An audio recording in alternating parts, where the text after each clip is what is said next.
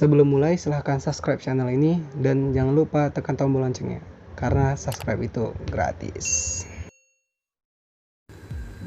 Hello guys, welcome back to Akademisi Channel. Nah, jadi hari ini kita akan kembali membahas seputar beasiswa. Oke, adapun tema beasiswa yang akan kita bahas hari ini adalah Kumpas Tuntas Beasiswa Unggulan. Nah, karena kemarin ada juga yang request kan minta, Kak, tolong bahas dong tentang beasiswa unggulan. Nah, jadi hari ini kita akan membahas tips dan trik untuk lulus beasiswa unggulan, dari tahap-tahapannya, proses, serta segala hal tentang beasiswa unggulan, termasuk tentang esai dan proposal. Oke, itu aja. Let's go. Nah, jadi sebelumnya saya akan menjelaskan mengenai beasiswa unggulan ini. Beasiswa unggulan diadakan oleh program dari Kementerian Pendidikan dan Kebudayaan. Nah, untuk pelaksanaannya sendiri dalam 1 tahun itu dibuka 2 batch sebenarnya. Tapi untuk 2 tahun terakhir ini hanya dibuka 1 batch. Jadi kalau biasanya itu dibuka di bulan 4 dan bulan 7, untuk 2 tahun terakhir ini sama dengan tahun ini juga kita hanya membuka itu 1 batch. Jadi hanya di bulan 7 tapi dengan kuota yang sama. Kalau dulu itu misalnya 1.300 orang kalau zaman saya. Nah, jadi karena 2 batch, jadi dibuat di bulan 4 itu penerimaan 1.300, di bulan 7 penerimaan 1.300. Tetapi kalau untuk 2 tahun terakhir ini karena hanya dibuka 1 batch, jadi hanya dibuka di bulan 7 dan itu langsung penerimaan sebanyak 2.600 orang. Nah, kira-kira seperti itu. Nah, jadi juga untuk penerimaan beasiswa unggulan ini, kalau di 2 tahun terakhir itu sebelumnya hanya diterima di semester 1 dan 2. Sebenarnya pada saat SMA kita bisa nyoba. Cuman informasi terkadang untuk sampai ke anak SMA ini kan kurang. Jadi kebanyakan rata-rata mencoba itu di semester 1 dan semester 2. Tetapi di 2 tahun terakhir ini untuk beasiswa unggulan membuka hingga semester 4. Jadi kita bisa nyoba di semester 1, 2. Jika gagal kita bisa nyoba di semester 3 ataupun semester 4. Nah, jadi untuk batch-nya tadi seperti saya katakan, kalau saya itu batch 1 2018. Jadi ada teman yang batch 2 2017, batch 1 2017 dan batch yang sebelumnya. Jadi kalau untuk tahun ini itu batch 1 2020 karena diterima hanya 1 batch saja gitu. Nah, jadi kalau bicara tentang tahapan proses dalam seleksi beasiswa unggulan ini, termasuk prosesnya simple, lebih sedikit dari beasiswa lainnya. Kalau di Executive Future Leader kita menggunakan FGD, seperti di Rumah Kepemimpinan ada FGD-nya, Forum Group Discussion. Nah, kalau di beasiswa lainnya ada tes tulis, seperti beasiswa Tanuto ada tes tulisnya. Nah, kalau di beasiswa unggulan ini kita hanya melalui 2 proses. Yang pertama itu seleksi berkas dan yang kedua itu seleksi wawancara. Nah, hanya 2 tes ini. Maka saya katakan ini beasiswa yang termasuk nggak terlalu ribet sih daftarnya. Cuma ribet di berkas saja, penyiapan berkas. Itu kembali ke niat kita sih sebenarnya. So, jadi beasiswa ini sangat recommended lah untuk teman-teman coba karena tidak melalui proses seleksi yang sulit.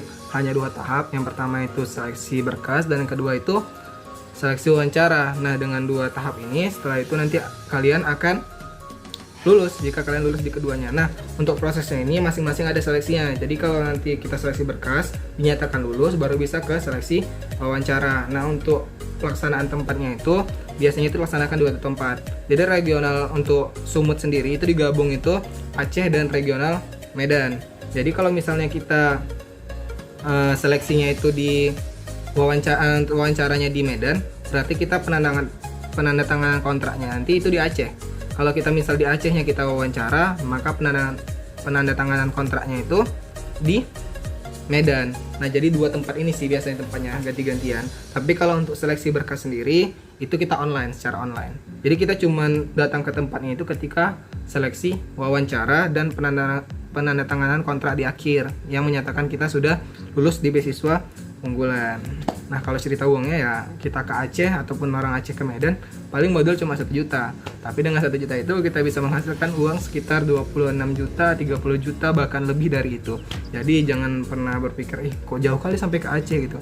Ya benar juga kalau kita katakan kita mengeluarkan modal di awal, tapi juga kan kita akan mendapatkan sesuatu yang besar juga setelah itu. Next kita membahas tahapan proses seleksi. Nah, yang pertama itu kita membahas seleksi berkas. Nah, untuk seleksi berkas sendiri itu ada beberapa berkas yang dicantumkan. Tapi saya akan membahas hal yang penting, hal yang paling penting dalam seleksi berkas di beasiswa unggulan aja langsung. Kalau kayak fotokopi KK, KTM, kartu tanda mahasiswa dan lain-lain, KTP dan lain-lain, mungkin itu kan menjadi hal yang umum ya, yang semua orang tuh bisa memenuhinya dan nggak perlu ditanyakan lagi, nggak saya jelaskan di sini. Saya hanya menjelaskan hal yang penting. Nah, contohnya ada esai, ada proposal, dan salah satu lagi yang penting itu biasanya itu sertifikat. Di sertifikat ini kalian bisa cantumkan TOEFL, sertifikat apapun yang kalian punya. Kalau di zaman saya dulu di tahun 2017, di tahun 2017 itu kalian bisa masukkan sertifikat sebanyak-banyaknya tanpa ada batasan. Dan itu sertifikatnya nggak dibatasi harus juara saja, bisa sertifikat seminar, workshop, atau sertifikat apapun. Makanya saya dulu tuh masukkan hampir 20-30 sertifikat, karena mungkin saya di SMA dulu lumayan aktif dalam berorganisasi dan mengikuti perlombaan. Nah, jadi ada 20 atau 30 sertifikat yang saya cantumkan pada saat saya daftar beasiswa unggulan. Tapi kembali di beberapa tahun terakhir ini, di 2 tahun terakhir ini, itu hanya bisa dicantumkan 3 sertifikat maksimal, 3 sertifikat yang terbaik. Jadi kalau kalian punya, seperti saya tadi ada 20 sertifikat, silahkan diseleksi dulu sertifikat mana yang mau digunain. Cari sertifikat yang, kalau untuk tips dan trik memilih sertifikat itu cari yang pertama itu tingkatnya paling tinggi. Misalnya ada tingkat internasional, nasional, tingkat provinsi dan kabupaten. Nah, kalau misalnya ada yang di juara internasional, maka itu dicantumkan pertama. Misalnya di internasional kita juara 3 misalnya, atau di nasional kita juara 3, sementara di provinsi juara 1. Cantumkanlah yang di nasional maupun internasionalnya dibanding yang provinsi, walaupun provinsinya juara 1. Jadi yang pertama itu tingkatnya dulu, kita tingkat nasional maupun internasional. Kalau ada yang punya internasional ya itu dicantumkan, maka kemungkinan lulusnya semakin besar juga. Walaupun sertifikat ini hanya menjadi poin tambah dari seleksi berkas di beasiswa unggulan. Nah, jadi kalau misalnya kita punya, tapi jangan berkecil hati bagi yang tidak punya sertifikat nasional maupun internasional. Saya cuma punya sertifikat kabupaten, Kak. Saya cuma punya sertifikat tingkat sekolah dan lainnya. Silahkan dimasukkan. Memang sih nanti di pilihannya itu ada tingkat nasional, provinsi, maupun kabupaten. Tapi kalau tingkat sekolah itu sepertinya nggak ada. Tapi nggak masalah juga. Jadi kalau memang cuma punya sertifikat kabupaten maupun sekolah, silahkan dicantumkan daripada kosong. Karena sertifikat menjadi poin plus ketika kalian melakukan seleksi berkas. Nah, poin utamanya di mana? Di 2 hal pertama yang saya katakan tadi, di esai dan proposal. Nah, untuk penulis esai dan proposal ini saya akan jelaskan di sini belak-belakan, jadi biar kalian bisa menyiapkan esai dan proposalnya dengan baik. Karena poin utama ketika kalian ingin lulus di beasiswa unggulan adalah dalam pembuatan esai dan proposal. Ini saya katakan di sini ya. Poin utama di dalam dalam kelulusan beasiswa unggulan adalah di dalam esai dan proposal. Baik esai, baik proposal kalian, maka baik juga lah nilai seleksi berkas kalian dan kalian bisa lanjut ke tahap wawancara. Nah, seperti itu. Kalau tetap wawancara sendiri nggak terlalu banyak sih saingannya, karena paling banyak digugurkan itu di awal pada saat seleksi berkas. Nah, jadi sebenarnya untuk esai dan proposal ini sendiri sudah saya buat di dalam drive dan saya cantumkan linknya di bawah di description YouTube ini, video ini. Nah, jadi tapi saya tetap jelasin nih gimana dalam pembuatan esai dan proposalnya. Tapi nanti jadi patokan teman-teman lah untuk link yang saya berikan. Tetapi sebenarnya yang di link ini bukan punya saya dulu, karena saya udah nyoba nyari untuk punya saya dulu di laptop juga dan lainnya, ternyata sudah nggak ada sih, entah kemana letaknya saya lupa juga. Jadi saya coba cari punya teman, referensi di punya teman, terus saya coba juga cari di internet dan saya temukan ada beberapa esai dan proposal yang bisa menjadi sumber referensi teman-teman untuk membuat sebuah esai dan proposal di beasiswa unggulan. Nah, untuk esainya sendiri temanya itu nggak pernah berubah dari tahun dulu hingga sekarang. Temanya itu selalu mengangkat judul Aku Generasi Unggul, Kebanggaan Bangsa. Nah, jadi dari dulu sampai sekarang temanya itu atau judul dari si esainya nggak pernah berubah sih. Jadi judulnya bukan asal-asalan kita buat atau sesuai dengan kemauan kita. Judulnya itu sudah ditetapkan dari program beasiswa unggulan ini, yaitu Aku Generasi Unggul, Kebanggaan Bangsa. Nah, proposalnya sendiri sebenarnya nggak ada patokan khusus dari Kemendikbud untuk proposal beasiswa unggulan, tetapi hampir semua awardee sih menggunakan untuk template proposalnya itu hampir sama.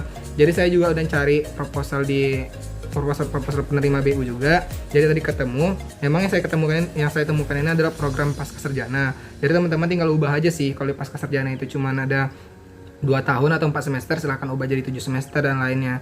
Jadi yang perlu dicantumkan, saya bahas dulu pertama proposal baru ke esai ya. Nah, jadi untuk proposal itu yang perlu dicantumkan sedikit aja. Sebenarnya yang paling penting bagian program studi kita.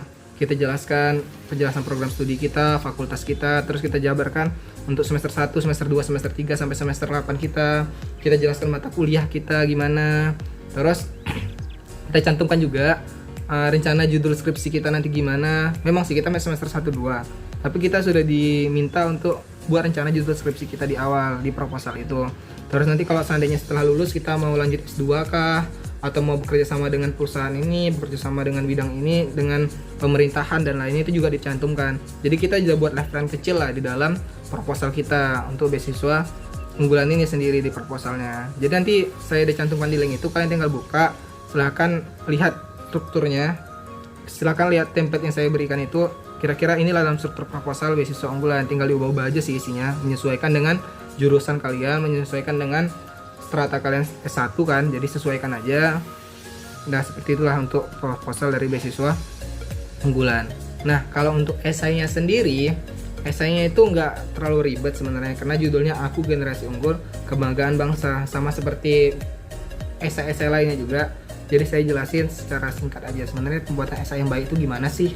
Nah jadi di awal kalian silahkan perkenalkan diri kalian. Nah misalnya nama saya ini, saya tinggal di daerah ini, terus jelaskan tentang orang tua kalian anak keberapa dari berapa bersaudara, jelaskan tentang pekerjaan orang tua. Intinya di awal paragraf itu, paragraf pertama, kalian jelaskan tentang diri kalian sendiri, jelaskan tentang profil kalian. Nah selanjutnya di paragraf kedua, kalau untuk beasiswa unggulan ini kalian jelaskan silahkan tentang sekolah kalian. Saya dulu SD-nya sekolah di sini, SMP sekolah di sini, SMA sekolah di sini. Kembali ini masih tentang profil diri kalian sebenarnya. Karena judulnya Aku Generasi Unggul Kebanggaan Bangsa, jadi silahkan kalian jelaskan mengenai keunggulan kalian dari mulai SD, SMP, SMA hingga kalian ke jenjang kuliah. Arti keunggulan apa gitu? Karena di sini beasiswa unggulan pasti menerima orang-orang yang unggul dibanding mahasiswa lainnya. Jadi silahkan jelaskan bahwa saya dulu di SD pernah menerima prestasi ini, saya dulu di SD aktif di kegiatan ini, saya dulu di SMP pernah meraih juara OSN misalnya di tingkat provinsi, saya dulu di SMA pernah juara lomba debat dan lainnya. Jadi silahkan dijelaskan mengenai poin-poin penting, poin-poin keunggulan kalian selama di SD, SMP, dan SMA seperti itu. Nah untuk pencantuman prestasi sendiri sebenarnya nggak dibatasin, jadi kalian bisa cerita secara bebas di dalam essay kalian. Misal kan kalian pernah di SMA dulu pernah lomba ini juara, pernah lomba ini juara, itu silahkan ceritain aja semuanya di dalam essay kalian. Hingga kalian masuk ke jenjang perkuliahan, kalian lulusnya jalur apa, SNMPTN, SBMPTN, atau jalur mandiri, itu juga diceritain di dalamnya. Dan selama di perkuliahan kalian sudah mendapat prestasi apa aja, itu semuanya diceritain. Artinya di dalam essay kalian menceritakan tentang keunggulan kalian dibandingkan dengan mahasiswa lainnya. Selain itu kalian juga jelaskan sedikit tentang jurusan kalian sendiri. Misalnya jurusan saya berkuliah di jurusan ilmu komputer. Kenapa sih saya dulu ngambil ilmu komputer? Saya jurusan ilmu komputer karena saya suka di bagian programming, saya suka bahasa pemrograman, saya suka belajar website dan lainnya. Nah itu menjadi poin penting juga kenapa kita ngambil jurusan ini.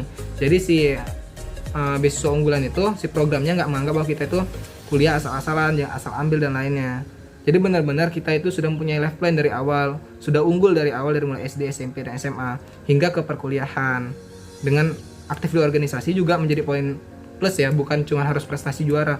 Kan saya dulu nggak pernah sih juara-juara lomba, jadi saya nggak ada yang bisa saya masukkan di esai. Tapi kan kalian juga pernah dulu organisasi, misalnya pramuka, OSIS, dan lainnya, itu juga dimasukin aja, cantumkan, karena itu menjadi poin plus ketika di esai kalian. Begitu juga di perkuliahan, saya nggak pernah lomba-lomba LKTI, saya nggak pernah ikut kegiatan invensian dan lainnya, keluar negeri nggak pernah kak.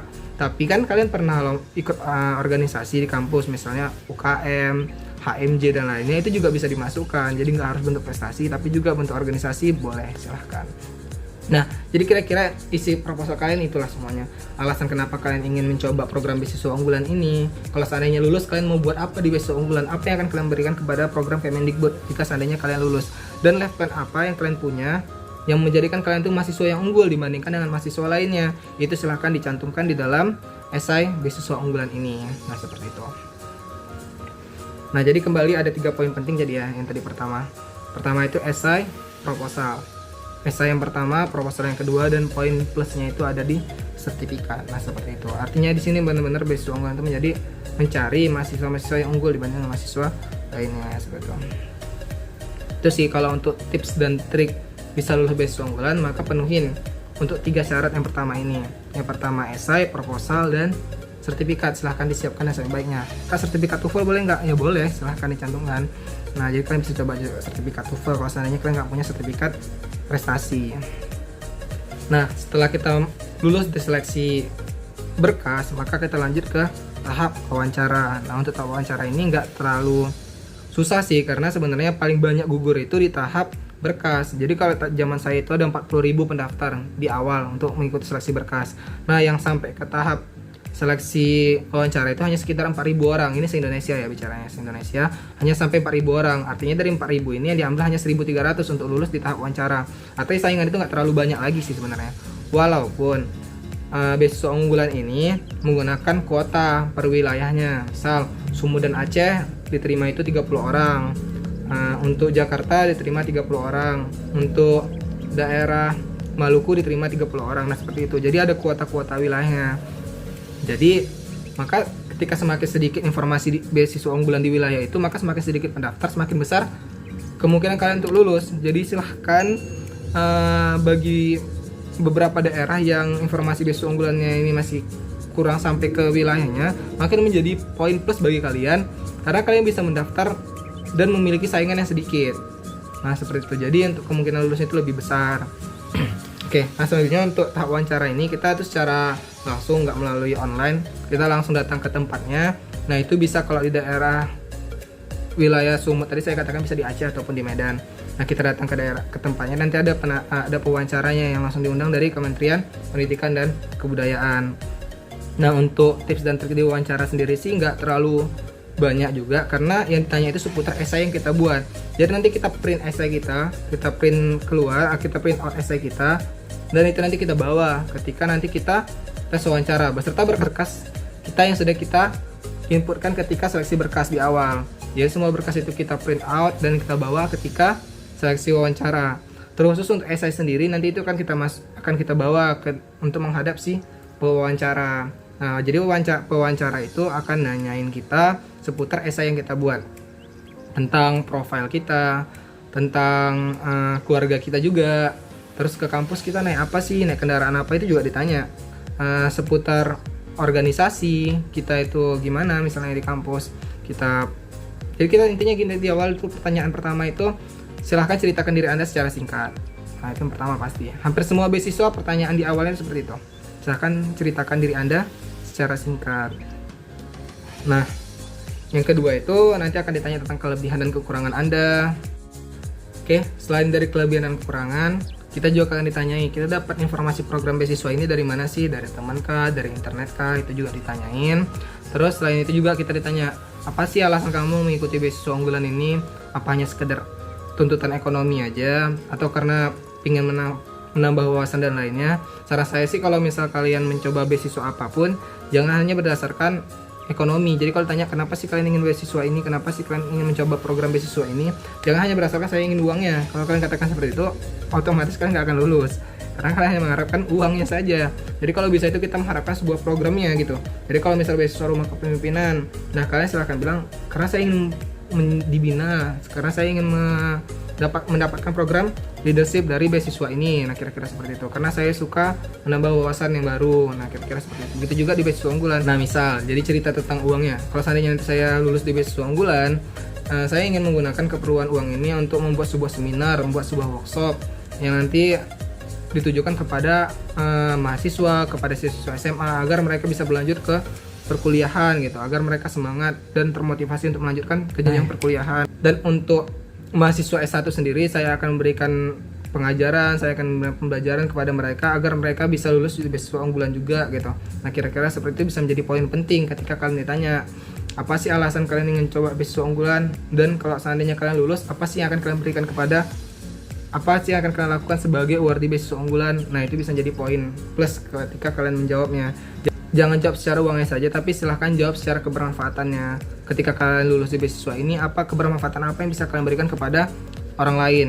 Nah, kalau seandainya kalian juga kenapa alasan kalian ingin lulus di beasiswa ini, karena ingin menambah wawasan baru, menambah teman baru, menambah relasi dan lainnya. Silahkan jawab dengan teknis seperti itu. Jangan hanya bersudut pandang kepada ekonomi. Nah, seperti itu. Jadi itu, saya sudah jelasin mengenai sistem wawancara beasiswa unggulan. Itu tadi pertanyaan-pertanyaan yang hampir semuanya bakal ditanya. Saya sudah jelasin semua poin-poinnya. Jadi silahkan teman-teman siapkan dari awal sebelum mulai wawancara. Silahkan siapkan perjawaban dari pertanyaan-pertanyaan yang saya berikan tadi. Silahkan dicatat dulu malamnya, silahkan dicatat, dihafal dulu. Nanti ketika proses wawancaranya nggak bingung lagi kan apa yang mau dijawab. Nah, kira-kira seperti itu. Nah, jadi itulah tips dan trik bagaimana agar kalian bisa lulus di program beasiswa unggulan Kemendikbud. Nah, jadi yang pertama itu kalian siapkan esai sebaik-baiknya, bisa berdasarkan link drive yang di bawah sini. Nanti juga kalian siapkan juga proposal sebaik-baiknya. Untuk template-nya sudah saya siapkan juga di link drive, jadi silahkan contoh dari situ saja. Yang ketiga itu siapkan sertifikat sebaik-baiknya, yang kalian punya yang terbaik silahkan cantumkan, nanti pilih 3 yang terbaik dari semua sertifikat kalian. Dan yang terakhir itu siapkan proses wawancara sebaik-baiknya. Jadi malam sebelum wawancaranya itu silahkan kalian bahas, kalian buka lagi video ini, kalian ulas lagi pertanyaan-pertanyaan yang saya berikan tadi, kalian siapkan jawaban-jawaban terbaik kalian, dan silahkan dihafal atau diulang-ulang aja, agar ketika nanti wawancara tidak kebingungan ketika menjawab pertanyaan dari si wawancaranya. Nah, seperti itu. Jadi yang pertama esai, proposal, sertifikat, dan terakhir persiapan wawancara. Nah, keempat ini adalah poin penting ketika kalian ingin bisa lulus di beasiswa unggulan. Silahkan siapkan sebaik-baiknya. Itu saja sih. Kalau saya rasa kalau ketika kalian sudah menyiapkan keempat hal ini dengan sebaik-baiknya, maka untuk proses lulus beasiswa unggulan ini juga semakin mudah. Artinya tips dan trik, kalau dikatakan orang tips dan trik 100% lulus, nah ini tipsnya yang dimaksud dengan tips dan trik 100% lulus beasiswa unggulan dengan mempersiapkan keempat hal ini. Namun ini adalah ikhtiar kita kan, ini adalah usahanya kita. Nah, untuk penentuan apakah kita lulus atau tidak dikembalikan kepada Tuhan yang menentukannya. Tapi setidaknya kita sudah mencoba dengan sebaik-baiknya. Jadi silahkan lakukan keempat hal ini dan silahkan berdoa sebanyak-banyaknya kepada Tuhan, dan semoga kita diberikan kelulusan di berbagai beasiswa yang kita coba. Nah, itu aja teman-teman, silahkan berjuang untuk semua beasiswa yang kalian coba. Sekian, see you, bye.